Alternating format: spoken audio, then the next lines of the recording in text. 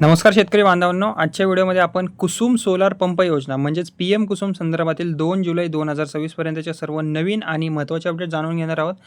नक्की नवीन GR आलेला आहे का? ऑनलाईन अर्ज सुरू आहेत का? कोण पात्र आहे? कोणता शेतकरी मंडळी पात्र आहेत? कोणाला लाभ याचा मिळणार नाही? अर्जाची स्थिती, नियम आणि 2 जुलै 2026 पर्यंतच्या अधिकृत माहिती जी आलेली आहे या योजनेची या व्हिडिओमध्ये तुम्हाला मिळणार आहे. ओके, म्हणून व्हिडिओ तुम्ही शेवटपर्यंत नक्की पहा.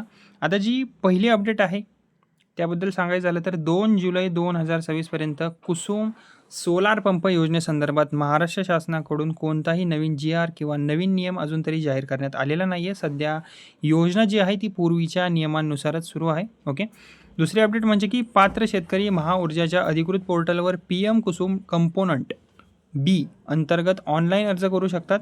अर्ज करताना सर्व माहिती जी आहे तुम्ही अचूक आणि बरोबर भरणे अत्यंत आवश्यक आहे. ओके, तसेच आता लाभ हा जो आहे तो कोणाला मिळणार नाही त्याबद्दल सांगायचं झालं तर ज्या शेतकऱ्यांनी यापूर्वी अटल सौर कृषी पंप योजना 1, अटल सौर कृषी पंप योजना 2 किंवा मुख्यमंत्री सौर कृषी पंप योजनेचा लाभ घेतलेला आहे त्यांना या योजनेअंतर्गत पुन्हा लाभ मिळणार नाही. शेतकरी मंडळींनो, हे जे नियम आहेत ते तुम्ही आधीच जाणून घ्या, त्यामुळे तुमचा जो टाईम आहे पुढचा तो खूप जास्त वाचेल. ओके, आता जी नंतरची अपडेट आहे त्याबद्दल सांगायचं झालं तर या योजनेअंतर्गत प्रत्येक पात्र शेतकरी फक्त एका सौर पंपासाठीच अर्ज करू शकतो. ओके, एकापेक्षा जास्त अर्ज आढळल्यास अतिरिक्त अर्जसुद्धा रद्द होऊ शकतात. ओके, जसं की मी तुम्हाला सांगितलं वरच्या अपडेटमध्ये.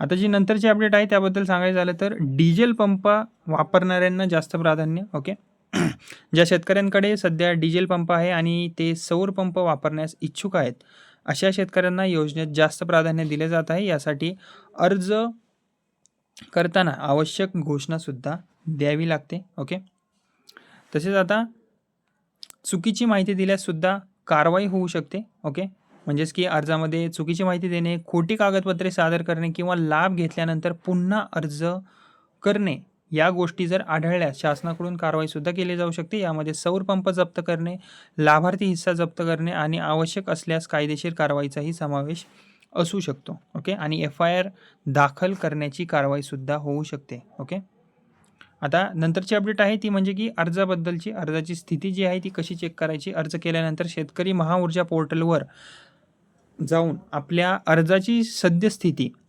ऑनलाईन तपासू शकतात. त्यामुळे अर्जाची माहिती नियमितपणे तपासता येते शेतकरी मंडळींना. ओके, आता नंतरची जी अपडेट आहे ती म्हणजे की 2 जुलै 2026 पर्यंत कुसुम सोलार पंप योजनेची नवीन लाभार्थी यादी, अतिरिक्त अनुदान आणि नवीन टप्पा किंवा वितरणाबाबत कोणतीही अधिकृत घोषणा करण्यात आलेली नाही आहे. त्यामुळे सोशल मीडियावर व्हायरल होणाऱ्या अफवा किंवा अप्रामाणिक संदेशांवर तुम्ही जास्त विश्वास ठेवू नका. फक्त आणि फक्त महाऊर्जा आणि महाराष्ट्र शासनाच्या अधिकृत माहितीलाच प्राधान्य द्या. जर हा व्हिडिओ तुम्हाला उपयुक्त वाटला असेल तर व्हिडिओला लाईक करा आणि ही जी माहिती आहे ती इतर शेतकरी बांधवांपर्यंत नक्की शेअर करा.